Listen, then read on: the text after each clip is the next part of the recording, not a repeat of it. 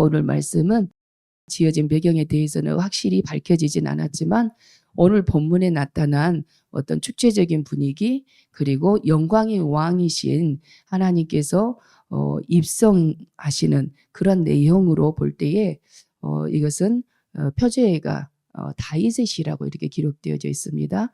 그래서 엘리 대제사장 때 블레셋과의 전투에서 언약궤, 하나님의 임재를 상징하는 이 언약궤를 빼앗겼다가 20여 년이 지난 다음에 지금 예루살렘 성으로 다시 이 언약궤를 어깨에 메어서 들어가는 그때에 지금 지어진 시로 보여집니다. 그래서 오늘 본문의 1절을 히브리어로 직역을 해보게 되면은 여호와의 것이로다. 땅과 거기 충만한 것, 세계와 그 안에 거하는 자라고 이렇게 말할 수 있는데 땅과 거기 충만한 것을 같은 의미를 같이 반복해서 세계와 그 안에 거하는 자라고 이렇게 기록하고 있는 것을 볼 수 있어요. 2절도 동일하게 그렇게 말하고 있습니다. 여호와께서 바다 위에 기초를 세우셨다. 강들 위에 건설하셨다. 이렇게 말씀하고 있어요. 같은 의미를 계속 반복하는 것은 그만큼 중요하다는 의미겠죠. 그래서 1절과 2절을 통해서 말씀하고 있는 것은 무엇이냐면은 땅과 그 안에 있는 모든 것을 여호와께서 지으셨다라고 이렇게 선포하고 있는 것입니다. 다시 말해서 온 세계의 주인이 되시는 그런 하나님을 노래하고 있는 것이죠. 그래서 3절에서 시인은 이렇게 묻습니다. 3절에서 바로 온 세계의 주인이 되시는 하나님 앞에 나아올 자가 누구인가? 라고 이렇게 묻고 있어요. 그리고 4절에서 이렇게 대답합니다. 그 손이 깨끗하며 마음이 청결하며 뜻을 허탄한 데에 두지 아니하며 거짓 맹세하지 아니하는 자로다. 이렇게 말씀하고 있는 것을 볼 수 있어요. 손이 깨끗하다고 하는 것은 어떤 외적인 어떤 행동이 정결해야 되는 거 이렇게 우리가 볼 수 있습니다. 또 마음이 청결하다고 하는 거 이것에서 우리가 살펴볼 건데요. 마태복음 5장 8절에 보게 되면 예수님께서 산 위에 올라가셔서 교훈을 하셨던 그런 산상수훈의 내용 중에 일부분이죠. 마태복음 5장 8절에 보게 되면 이렇게 말씀합니다. 마음이 청결한 자는 복이 있나니 그들이 하나님을 볼 것이미요 라고 이렇게 말씀하고 있어요. 우리 마음을 스스로 깨끗하게 할 수 있습니까?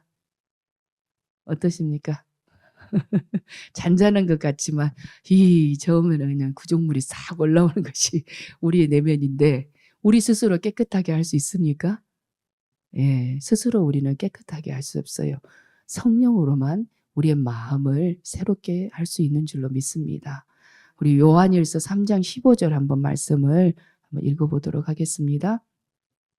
그 형제를 미워하는 자마다 살인하는 자니 살인하는 자마다 영생이 그 속에 거하지 아니하는 것을 너희가 아는 바라. 아멘. 우리 안에는 분노가 있어요. 미움도 있어요. 그런데 이렇게 미워하는 자보다 형제를 미워하는 자보다 살인하는 자다. 이렇게 성경에서 말할 수 있어요. 우리는 지식은 알지만 우리의 감정이 허락하지 않을 때가 많이 있다라는 겁니다. 그래서 지식으로는 내가 용서해야 되는 줄 아는데 용서하지 못할 때가 많이 있다는 거죠. 나의 감정이 허락지 않아요. 그런데 그것을 뭐 앞에 굴복을 시키냐면 말씀 앞에 굴복을 시킬 수 있는 능력, 이것이 바로 성령의 능력인 줄로 믿습니다. 그런 성령 앞에 우리가 다스림을 받을 때 우리가 용서를 선포할 때 진정한 자유가 우리 안에 일어나게 되는 줄로 믿습니다. 그래서 마음이 청결하게 하는 거 우리 스스로는 할 수 없다라는 거예요. 우리의 감정 쓰레기통을 어떻게 비울 수 있냐는 거죠. 우리는 할 수 없어요. 성령께서 우리 안에 내재하시면서 그것을 할 수 있는 능력을 우리 안에 주시는 줄로 믿습니다. 세 번째로는 뜻을 허탄한 데 두지 아니하는 것. 헛된 우상에게 마음을 두지 않는 것. 우리의 마음이 두 마음으로 나뉘어질 때가 많이 있어요. 세상에 마음을 둘 때가 많이 있다라는 겁니다. 하나님을 온 마음으로 사랑해야 되는데 온 마음으로 사랑하지 못하고 나뉘어질 때가 많이 있다는 거죠. 허탄한 데 뜻을 두지 말라라고 지금 이렇게 말씀하고 있어요. 거짓 맹세하지 말라 이렇게 말하는데 이것은 우리에게 인간의 어떤 선행을 지금 말하고 있는 게 아니에요. 여기서 말씀은 다시 말해서 하나님의 율법을 따르는 자, 준수하는 것, 그것을 지금 이 4절에서 말씀하고 있는 것을 볼 수가 있습니다. 그래서 1절에서부터 이 4절까지의 이 내용을 같은 의미로 기록되어져 있는, 조금 더 구체적으로 살펴볼 수 있는 말씀이 있어요. 출애굽기 19장 5절부터 6절 말씀을 우리가 한번 보도록 하겠습니다. 출애굽기 19장 5절부터 6절입니다. 한 목소리로 합독하십니다. 세계가 다 내게 속하였나니 너희가 내 말을 잘 듣고 내 언약을 지키면 너희는 모든 민족 중에서 내 소유가 되겠고 너희가 내게 대하여 제사장 나라가 되며 거룩한 백성이 되리라. 너는 이 말을 이스라엘 자손에게 전할지니라. 아멘. 세계가 다 내게 속하였나니 하나님께서 온 세계의 주인 되심을 선언하고 있는 것이죠. 이렇게 온 세계에 하나님께서 주인이시고 소유를 삼고 계시지만 모든 민족 중에서 우리는 어떠냐면 하나님의 특별한 소유를 삼고 계신다라고 이렇게 말씀하고 있다라는 것입니다. 여러분들, 우리가 애지중지하는 물건이 있잖아요. 그러면 어떻습니까? 조금이라도 그 애지중지하는 물건이 파손이 되면 안 되잖아요. 얼마나 귀하게 다룹니까? 그리고 늘 잘 있는지 또 한번 열어서 보고 또 닦아보고 막 이렇게 하잖아요. 예, 그런 존재로 하나님이 우리를 삼으셨다라는 거예요. 그렇게 우리를 귀한 존재로, 특별한 존재로, 특별한 소유를 삼으셨다라고 지금 말씀하고 있는 것입니다. 우리는 정말 보잘것이 없어요. 티끌과 같은 존재입니다. 정말 자격 없는 존재들인데 하나님께서 출애굽기 19장에 말씀하고 있는 것처럼 언약적인 관계로 맺어주셨다는 거죠. 너는 내 백성이야. 나는 너의 하나님이란다. 내가 너를 자녀로 삼았다란다. 나는 너의 아버지야. 이렇게 하나님께서 언약을 맺으셨기에 우리를 그렇게 소중한 존재로 보고 계신 줄로 믿습니다. 우리 신명기 4장 7절부터 8절 합독하십니다. 우리 하나님 여호와께서 우리가 그에게 기도할 때마다 우리에게 가까이 하심과 같이 그 신이 가까이 함을 얻은 큰 나라가 어디 있느냐? 오늘 내가 너희에게 선포하는 이 율법과 같이 그 규례와 법도가 공의로운 큰 나라가 어디 있느냐? 아멘. 하나님은 우주 만물의 창조주가 되셔요. 그리고 역사의 주관자가 되십니다. 그래서 영원 전부터 영원 후까지 존재하시는, 그리고 스스로 존재하시는 지존자 되시는 그 하나님, 그 하나님이 우리를 자녀 삼아 주셔가지고 우리가 하나님 앞에 기도로 나아갈 수 있고 우리와 관계를 맺고 있다는 이 사실이 얼마나 복받은 존재입니까? 그래서 그 신을 가까이 함을 얻은 큰 나라가 어디 있느냐? 이스라엘 민족을 그렇게 특별한 관계성 속에 소유 삼으셨다라고 이렇게 말하고 있는 것입니다. 지금 이 시대의 이스라엘이 바로 저와 여러분인 줄 믿습니다. 택한 백성. 우리가 좀 건강이 좋지 않고 때로는 좀 굽핍한 삶을 산다고 할지라도 우리 안에는 우리에게 둘러져 있는 환경, 여러 좋지 않은 상황들, 이러한 것들이 빼앗을 수 없는 기쁨이 우리 안에 내재한 줄로 믿습니다. 아멘. 오늘 본문의 시편 24편 1절에서부터 6절까지는 바로 이렇게 우리가 하나님의 특별한 소유가 되었다라고 그렇게 이야기하고 있는 거예요. 그래서 이 시편 기자 다윗이 깨달은 것이 있는데 하나님께서 자기 백성에게 특별한 복을 내려주셨다는 거죠.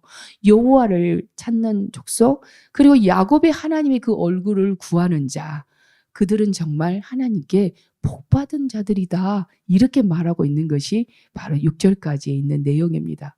그러니 하나님 앞에 찬송하지 않을 수가 없죠. 그러니 우리는 찬송할 수밖에 없다는 겁니다. 아멘. 자, 오늘 보니까요 7절에 이렇게 7절 이하의 찬송을 하고 있어요. 문들아 너희 머리를 들지어다.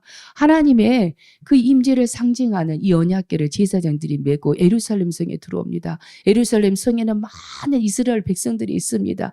그 하나님께서 영광의 왕으로 이렇게 지금 입성하고 계시다는 거죠. 마치 전쟁에서 승리하고 돌아오는 그러한 개선 장군과 같이 그렇게 들어오고 계신다라는 거예요. 그러니 어떻습니까? 예, 문들아 너희 머리를 들지어다. 영원한 문들아 들릴지어다. 영광의 왕이 들어가시로다. 예, 영광의 왕이 들어오시되 이렇게 조용하면 안 되겠죠. 자, 예, 7절 이하에 하나님만이 진정한 왕이시라고 우리의 진정한 통치자가 되신다라고 그렇게 선포하고 있는 것을 볼 수 있습니다. 여러분의 마음 가운데에 영광의 왕을 모셔드리는 은혜가 있기를 예수님의 이름으로 축원합니다. 예, 지금 영광의 왕이라고 하는 이 단어가 7절 이하에 보게 되면 7절에 영광의 왕이 들어가시리로다. 8절에도 영광의 왕이 누구시냐? 예, 전쟁에 능한 여호와시로다 이렇게 말하고 있고 9절에 보니까 영광의 왕이 들어가시리로다 3번 이야기하고 있죠. 10절에 보니까 영광의 왕이 누구시냐? 그리고 여호와께서 곧 영광의 왕이시로다 5번이나 이렇게 반복해서 말씀하고 있는 것을 볼 수 있습니다. 그런데 여기에서 보면은요, 영광의 왕을 여호와를 어떻게 표현하고 있냐면 전쟁에 능한 여호와다라고 8절에 이렇게 표현하고 있어요. 10절에서도 동일하게 표현합니다. 만군의 여호와, 다시 말해서 군대의 하나님으로 이렇게 표현을 놓고 있는 것을 볼 수 있습니다. 성경에서 전쟁은요, 하나님께 속한 것이라고 말씀하고 있어요. 우리가 싸우는 것 같지만 우리가 싸우는 게 아니라는 거죠. 누가 싸워요? 우리 주님께서 싸우고 계시는 줄로 믿습니다. 출애굽기 14장 14절 합독하십니다. 여호와께서 너희를 위하여 싸우시리니 너희는 가만히 있을지니라. 아멘. 이스라엘 백성들이 애굽에서 430년 노예 생활을 하다가 모세라는 지도자를 하나님께서 세워주셔서 출애굽을 했어요. 그런데 출애굽을 했는데 뒤에서 애굽 군대가 추격해오죠. 앞에는 홍해바다예요. 사면 초가에 갇혀있는 지금 이스라엘 백성들이 불평하고 원망합니다. 애굽에 매장지가 없어서 광야에서 우리를 죽이려고 지금 이렇게 우리를 몰고 나요. 우리 다시 애굽으로 돌아가자. 그렇게 원망하는데 하나님께서 모세를 통해 이렇게 말씀하시는 거죠.